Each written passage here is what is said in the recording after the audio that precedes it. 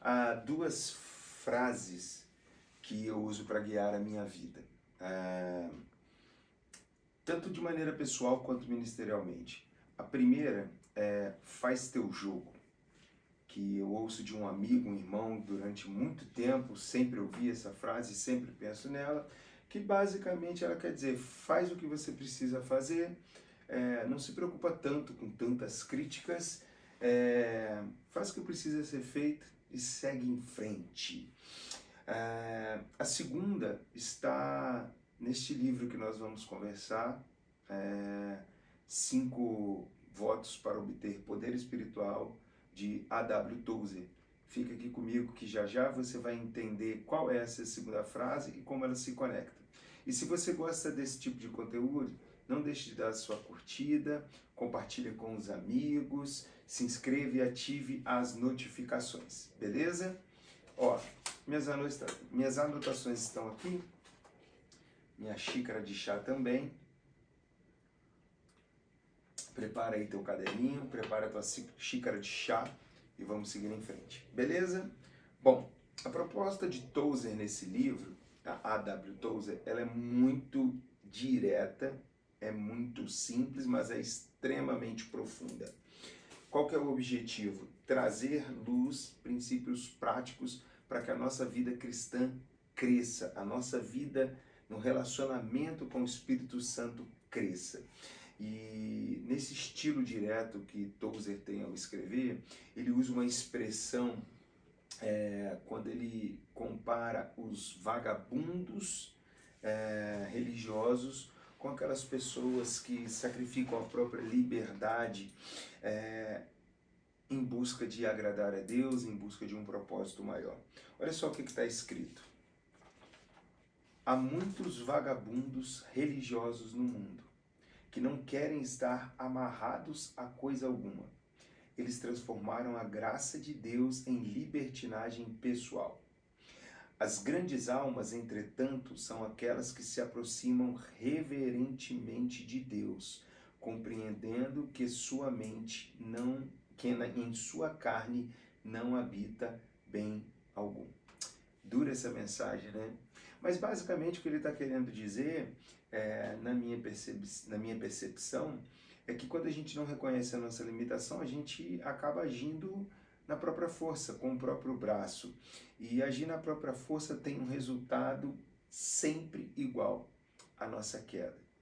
Então, dito isso, nessa introdução, vamos agora direto aos 5 votos para obter poder espiritual. E o primeiro voto é: trate seriamente do pecado. Aqui o Tozer nos desafia a parar de dar desculpas acerca dos nossos erros, do nosso pecado. É basicamente um chamado direto à autorresponsabilidade. Ele não usa essa palavra no livro, mas tem uma conexão direta com o que ele propõe. A gente precisa parar de tratar o pecado como circunstância da vida e passar a apresentar ele a Jesus, ir a Jesus com arrependimento sincero. Por exemplo, a preguiça. A gente tem que tratar a preguiça como preguiça. Ao invés de ficar colocando culpa no trabalho, na escola, no professor, no vizinho, no cachorro, do papagaio, enfim. O pecado, ele não é para ser estimado nem mascarado. O pecado ele precisa ser vencido com a ajuda do Espírito Santo. E a gente só vai conseguir fazer essa jornada se nós tratarmos seriamente com o pecado. Segundo voto, não seja dono de coisa alguma. Esse segundo voto, ele assusta, né, à primeira vista, mas é um chamado, é um convite à mordomia. Olha o que ele escreve no livro. Não pense com isso que você precisa vender tudo quanto possui e distribuir como caridade. Não. Deus permitirá que você tenha seu carro, seus negócios, sua profissão e sua posição, qualquer que ela seja, contanto que entenda que isso não é seu em absoluto, mas dele. E tudo quanto está fazendo é apenas trabalhando para ele. A chave aqui é a gente entender que, na verdade, nada é nosso. E o que a gente tem é para que a gente seja mordomo, para que a gente seja um gestor das coisas que Deus nos confiou. E quando a gente entende que tudo que nós temos e somos pertence a Deus, a ansiedade ela diminui. Por quê? Porque se é dele, ele que cuida. Então, se a gente caminhar com essa convicção, muita coisa vai trazer alívio para a nossa vida, além de nos levar a um crescimento num relacionamento de intimidade com Deus. Terceiro voto, nunca se defenda. Lembra da segunda frase que eu falei, que eu mencionei na abertura?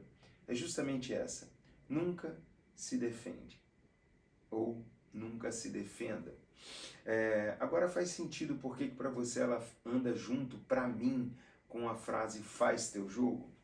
Pois fazer o seu jogo não é ignorar as coisas por orgulho, é confiar tanto em Deus que você não precisa gastar sua energia para se explicar de cada acusação.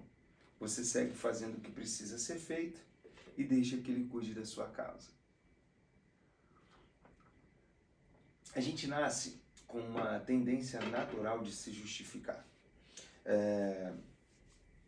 Se alguém inventa algo a nosso respeito, a gente quer de maneira imediata provar que aquela pessoa está mentindo, se é que é uma mentira, enfim, provar o contrário daquilo que ela está falando. E para ser bem sincero contigo, eu sou meio que desregulado nisso. Eu sou o tipo de pessoa que tem uma tendência de querer me explicar, tem uma tendência de querer defender o meu ponto de vista, mesmo entendendo, à luz de Eclesiastes capítulo 3, que há tempo de falar e tempo de calar, mas para mim é muito difícil. Só que Tozer, ele nos lembra do texto de Êxodo 23, 22, que diz: serei inimigo dos teus inimigos e adversário dos teus adversários. E quem é que está dizendo isso? Quem é que declara essa verdade? É o próprio Deus. Então, quando a gente tenta lutar por conta própria, nós estamos abrindo mão de ver Deus nos defendendo. Deus defendendo a nossa reputação. É como ele diz no livro, que eu vou ler aqui, ó. Ele o defenderá completamente e providenciará que ninguém lhe cause dano. A verdade, ela sempre vem à tona. Cabe a nós confiar em Deus e guardar o nosso coração. Ou seja, a gente não se defende, não porque o que as pessoas estão dizendo a nosso respeito é verdade. Não, a gente não se defende porque se a pessoa estiver mentindo a nosso respeito, o nosso Deus irá nos defender.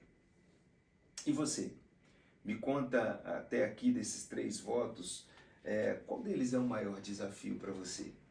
Como eu disse, para mim, esse terceiro voto, o nunca se defenda, é um grande desafio. E é por isso que eu disse que eu caminho com ela em paralelo com a frase faz teu jogo, do qual eu tento me lembrar todo dia. Não se defender não é fácil, mas quando a gente consegue encontrar esse caminho, a gente vive a alegria da convicção de que Deus está guardando tudo aquilo que a gente faz, e quando alguém se levanta contra nós, é contra ele mesmo que a pessoa se levanta. Quarto, nunca passe adiante algo que prejudique alguém. Olha, ele já abre com uma frase muito forte aqui, que ele diz assim: o fofoqueiro não tem lugar no favor de Deus. Vou até tomar um chazinho aqui para você refletir nessa frase.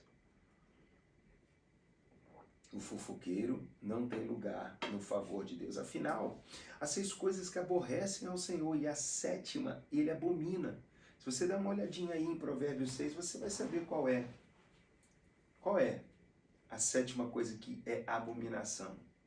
É exatamente isso. O que espalha contenda entre os seus irmãos. Então, se alguém algum dia vier até você para espalhar algo, faça como Tozer propõe no livro, ele diz, olha, aqui jaz em paz a história sobre meu irmão.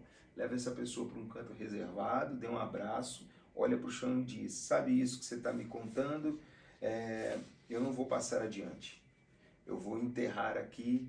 Ou você pode, por exemplo, pedir para que a pessoa chame a outra para conversar, ou simplesmente dizer, olha, eu não quero ouvir essas coisas porque isso não agrada a Deus e não vai fazer no menor sentido.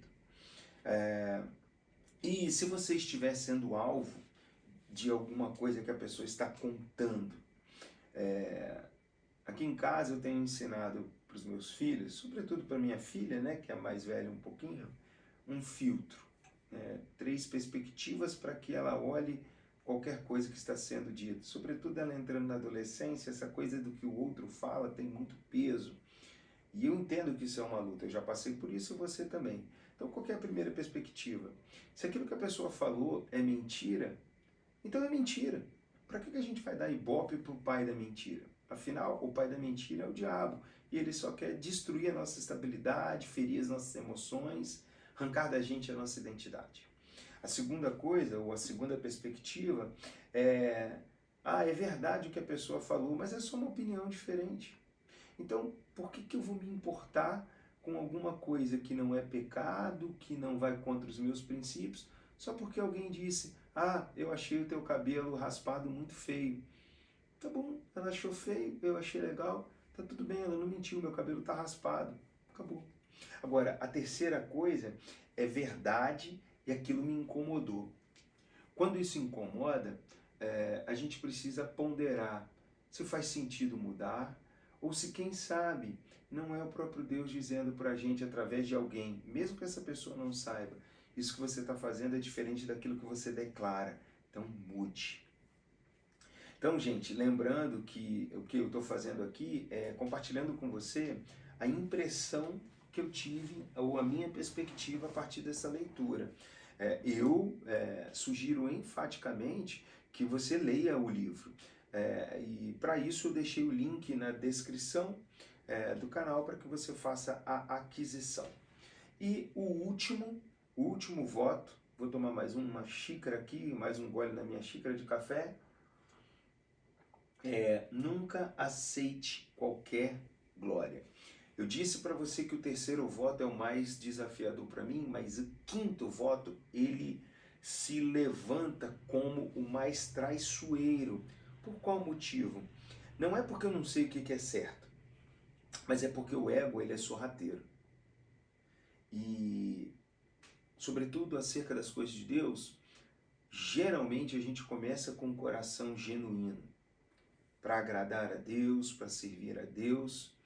Mas se a gente não parar para olhar para dentro de nós, esse voto cai por terra, ou seja, o nunca aceitar a glória. Por quê? Porque de maneira sutil o ego nos leva a, de repente, estar servindo ao aplauso. É sutil, é humano. E Tozer não poupa ninguém quando ele traz esse quinto voto. Olha o que ele escreve. Já é ruim o bastante procurar reputação no mundo, mas é pior procurar reputação entre o povo de Deus. Nosso Senhor não desistiu de nosso Senhor desistiu de sua reputação e devemos fazer isso também. Vou até tomar mais um gole aqui, porque isso precisa ser bem digerido. Então, gente, buscar aprovação no mundo, lá fora, já é um problema. Agora, dentro da igreja, é muito sério. Isso derruba muita gente que declara ter a fé cristã. Por quê? Porque a armadilha é mais bonita. Parece humildade, parece serviço, mas no fim das contas, é o ego que está querendo ser visto. Jesus, ele já modelou o caminho. Jesus já nos disse como devemos fazer e o que devemos fazer. Ele não preservou, como a gente lê em Filipenses capítulo 2, a própria reputação.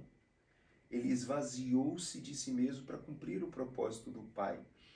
E se o nosso Jesus fez, é exatamente isso que nós precisamos fazer. Quando você não precisa de receber glória, você fica livre para servir de verdade. Então, me conta aí nos comentários, qual desses 5 votos você quer se propor a olhar para dentro de si e trabalhar para que você consiga crescer espiritualmente, agradar mais a Deus. Bom, e agora para concluir, eu encerro trazendo um apelo que Tozer faz no fim do livro. Ele pede para que esses votos não sejam anotados num pedaço de papel como esse, para ser jogado de lado e esqueci, não. Ele nos desafia a fazer isso, algo tão impactante, para ser gravado no nosso estilo de vida. Ele ainda usa a expressão gravado no nosso sangue, porque esses votos nos levam para o lugar onde a gente deve estar, aos pés da cruz, e nos mantém distante do ego e da glória humana. Então, se isso faz sentido para você e se faz despertar no seu coração o desejo de mergulhar um pouco mais, de ter a sua perspectiva acerca dessa leitura, eu te relembro que o link para que você adquira o livro através do meu link está disponível aí na descrição. Se você fizer isso, você vai estar me dando aquela moral, ajudando o canal a seguir em frente. Se esse vídeo gerou algum valor em você, deixa a sua curtida, deixa os seus comentários, bora interagir aqui, compartilha com alguém e não se esqueça de se inscrever e ativar o sininho para que você nunca perca nenhum conteúdo, tá certo? Que Deus abençoe a sua vida, um grande abraço, até o próximo encontro. Tchau, tchau.